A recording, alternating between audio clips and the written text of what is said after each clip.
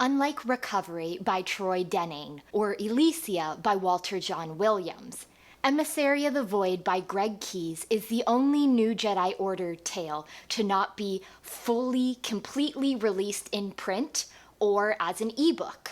The first 3 parts were released in issues 8 through 10 of the Star Wars Gamer magazine, and when that magazine ended, the final 3 parts were released in issues 62 to 64 of Star Wars Insider. The first 3 parts were freely available online on StarWars.com, and still are if you look on the Wayback Machine. And all 6 parts of the story were once available online to members of the now defunct Hyperspace Fan Club. Like Recovery, I never read Emissary of the Void before. I bought copies of both Star Wars Gamer and Star Wars Insider around the time that Keyes' story was released, but somehow I still missed out on it. So, a brief summary. After the fall of Yavin 4, rescue pilot Uldir Lockett and his crew on the No Luck Required have their lives completely upended by the Jedi Klin Fa Gi. So first, another timeline disclaimer. I actually agree with where Wikipedia places Emissary of the Void. It is definitely set after Edge of Victory Conquest, but the last 2 parts, parts 5 and 6, are running concurrently with Edge of Victory Rebirth, so if you are reading the New Jedi Order in chronological order, I would say, just so that some things from Rebirth aren't spoiled, read Emissary of the Void after Rebirth, but before Star by Star. So first, the good. As with Master Ikrit and Tahiri Vela in Edge of Victory Conquest, we get to encounter another one of the characters from the Junior Jedi Knight series again.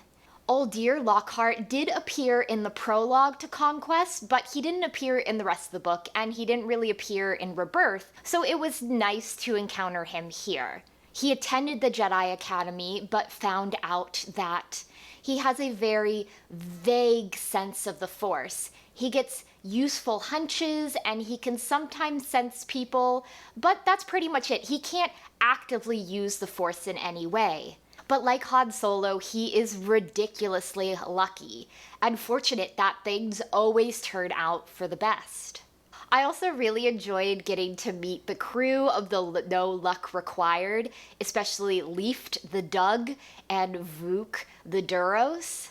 I like when we get to see characters in the New Jedi Order who are survivors of the devastation that the Yuuzhan Vong have wrought.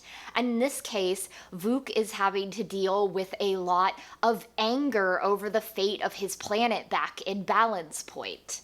It's nice to see him be able to work through his rage and remorse and regret, not give in to anger and hate, and know that while his world is gone, he can still have a positive effect on other people and other outcomes. I also loved Leeft. He's a pessimist, he's a xenophobe, but he's also a Doug, so just the mental image of him running around, stopping and shooting people with all his hands/feet was a delightful image. I also liked how this tied into Edge of Victory Rebirth.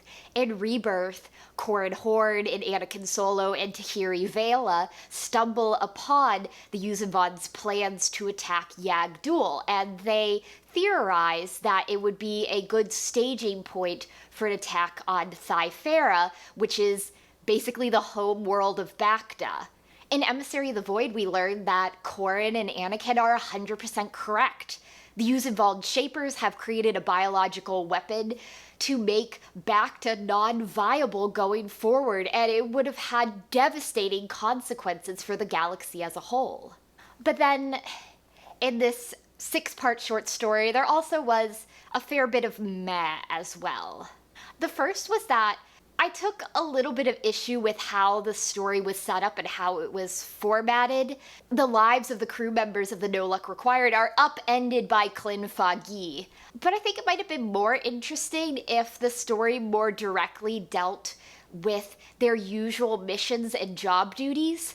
What if Luke Skywalker dispatched them to safely extract Clynfa from Bonadin, but she's not going along with what they say, and she has a hidden agenda that she's not telling them? I just thought it would have been so interesting to see how the rescue pilots and this part of Luke's Great River would have actually functioned, rather than, yeah, they're working for the Great River, but this is like a totally unrelated side quest. The second was also a problem that I had with Rebirth, which was that I wished it was longer because I felt like it was wrapped up rather abruptly, and I didn't get as many explanations as I would have liked. For instance, the Jedi trio of Clynfa and Yabale and Bay Gandin, we didn't really learn anything about Yabale and Bay until like part 6. I wish that we could have seen their dynamic in play and how it worked, and that maybe would have made Bay's fall to the dark side in his alliance with the Yuuzhan Vong more shocking and more emotionally fulfilling, because as it was, you find out that he's evil, you find out that he was actively working with them and let them turn him into this biological weapon, and then Clynfa and Uldir kill him, and they're able to take out the contaminated bacta real easy. That's it, the end. And most grievously, I can only say that the romance was bad. The romance was very bad. The strange love pentagon was too much, and I didn't like it, and I didn't think it was well done.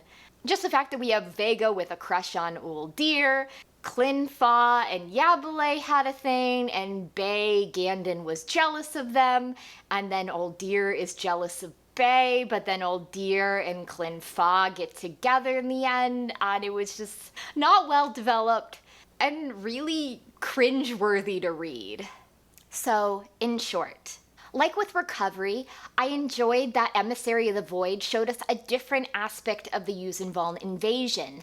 In this case, how part of Luke Skywalker's Great River operated, and how the Vong were trying to sabotage the bacta on Thyferra.